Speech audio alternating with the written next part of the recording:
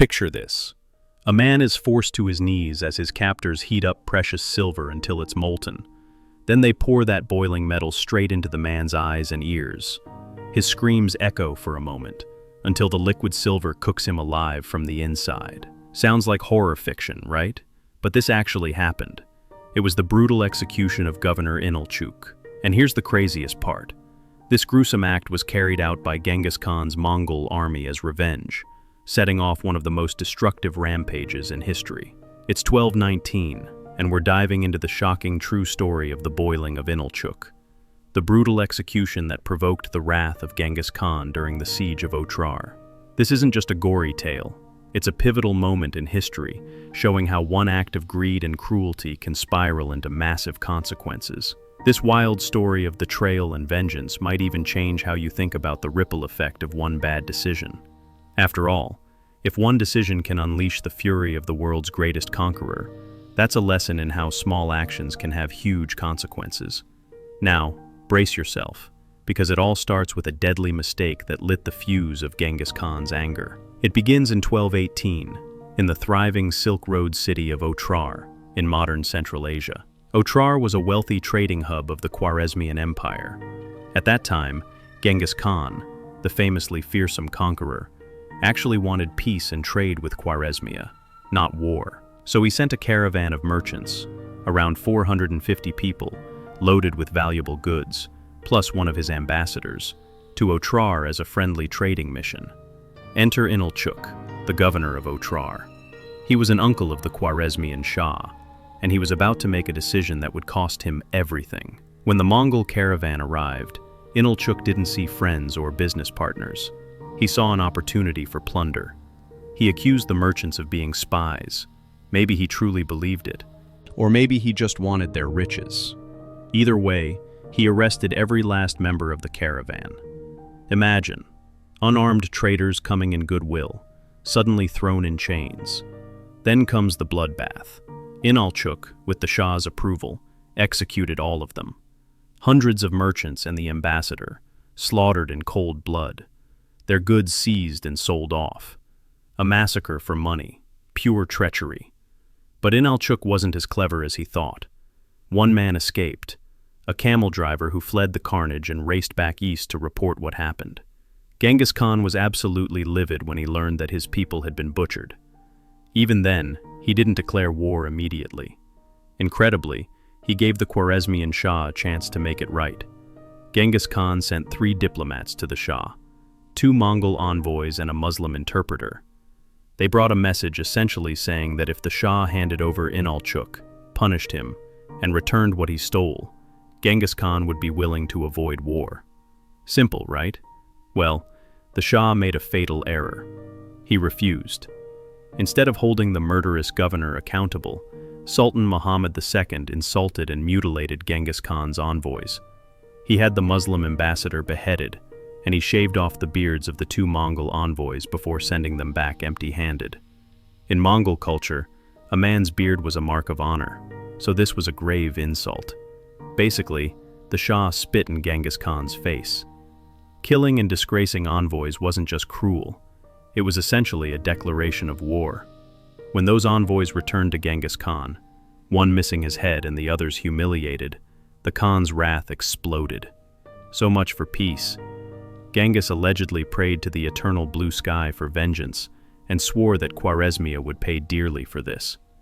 By late 1219, he had assembled his army, tens of thousands of battle-hardened Mongol warriors, his best generals, and even his sons, and marched west into the Khwarezmian Empire.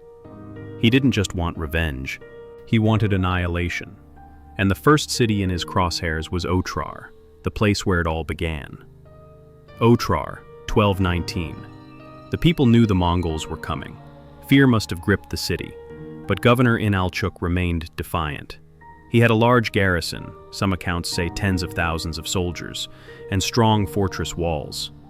Maybe he thought the Shah's army would rescue him. Spoiler, it wouldn't. Or maybe he was just arrogant. Either way, when Genghis Khan arrived at Otrar, all hell broke loose. The Mongols surrounded the city and unleashed a ferocious siege. They brought along Chinese engineers and siege weapons, bombarding the walls with giant catapult stones and flaming arrows. Assault after assault, day and night, the Mongols tried to break Otrar. But to their surprise, Otrar's defenders fought back hard. Weeks passed, and the city still held out. The Mongols would scale the walls, only to be repelled by the desperate defenders. The fighting was intense and brutal.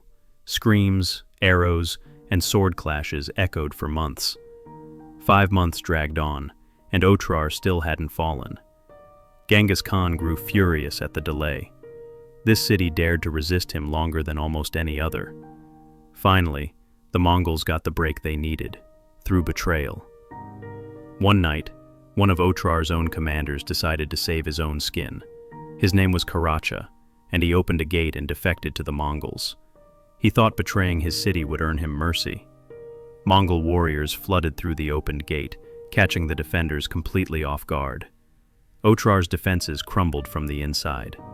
The city was finally breached, and the Mongols poured in like a raging flood. If Khwarezmian expected mercy, he was dead wrong.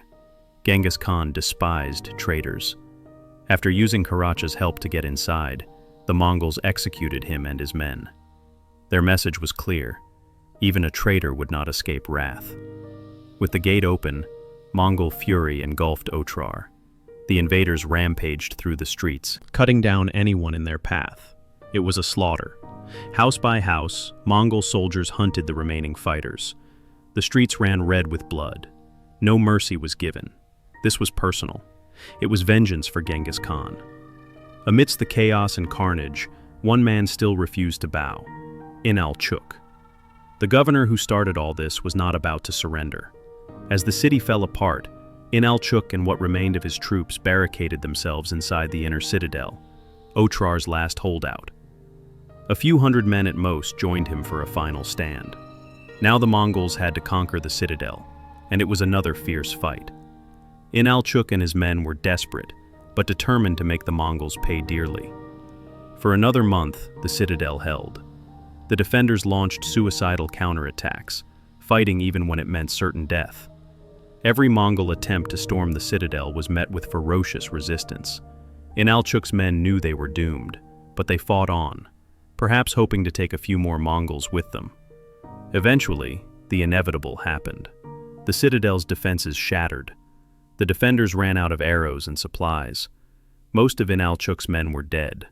With the walls breached, Inalchuq and his last 2 bodyguards retreated up a tower, literally to the top floor, for a final last stand. Out of arrows, they started throwing bricks and tiles down on the Mongols climbing up. Believe it or not, they even managed to kill a few attackers with those bricks. They were going down swinging, using the very stones of their city as weapons. But it couldn't save them. Mongol warriors finally overran the tower. Inalchuq's 2 loyal bodyguards were cut down, and the governor himself was captured alive. This was exactly what Genghis Khan wanted, to take Inalchuq alive. After all the bloodshed, the man who had defied and angered the Khan was now in Mongol hands, at Genghis Khan's mercy, or rather, his lack of mercy. Genghis Khan had a special punishment in mind for Inalchuq. A quick death would not satisfy the Khan's wrath. The Mongols decided to make an example of Inalchuq that the whole world would remember. They prepared to boil him alive, in silver. Yes, you heard that right. Remember the riches Inalchuq seized from that caravan? Now it was payback with those same riches. The Mongols heated up a cauldron of silver until it was molten, boiling hot. Then they restrained Inalchuq, forced his head back, and poured the molten silver into his eyes and ears. Imagine the agony. Molten metal, hundreds of degrees hot, burning through your eyes and ears, flooding your skull with searing pain. It was essentially being cooked from the inside out. Inalchuq's screams must have been inhuman, though not for long. In moments, the molten silver charred his brain and ended his life in excruciating fashion. This method of execution was one of the most brutal in history. Genghis Khan made sure Inalchuq's death was as horrific as possible. A direct message to anyone who heard of it: betray the Khan, and you'll face a fate worse than death. You'd think the nightmare might end there, but Genghis Khan's vengeance was not complete. The Mongols turned their wrath on the rest of Otrar's population. To make sure no one ever forgot this lesson, the city of Otrar was utterly destroyed. According to some accounts, Genghis Khan ordered that every last inhabitant of Otrar be killed. Men, women, children, everyone. Some chronicles say around 100,000 people were slaughtered on the plains outside the city. Other accounts suggest that a few survivors were spared, only to be sold into slavery or conscripted as human shields in later battles. Either way, Otrar ceased to exist. The Mongols razed the city to the ground. Its wealth was taken, its people wiped out or enslaved. The destruction was so complete that Otrar never recovered. Even today, it's just ruins in the desert. The message was terrifyingly clear. Cross Genghis Khan, and he will erase you from history. So, what can we learn from this gruesome saga? First, actions have consequences, sometimes unimaginably huge ones. Inalchuq's greedy betrayal didn't just get him killed in a horrific way. It brought total disaster on his entire city and helped spark a war that ravaged an empire. One act of treachery basically doomed hundreds of thousands. It's a stark reminder that one bad decision can spiral into chaos. Second, don't underestimate the lengths someone like Genghis Khan would go for revenge. The Mongol Empire became the largest in history not by forgiving its enemies, but by making spectacular examples of them. Genghis Khan could be merciful if you surrendered without a fight, but if you wronged him, like Inalchuq did, his retribution was legendary and absolute. The boiling of Inalchuq is proof of just how far the Khan's wrath could go. Thankfully, we don't live in times of Mongol invasions, but the lessons still ring true. Greed, betrayal, and dishonor can lead to dire outcomes. And history like this reminds us how a single act can change the course of the world.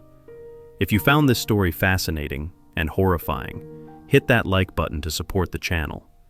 And don't forget to subscribe for more wild and eye-opening history stories. There are plenty more unbelievable events to explore.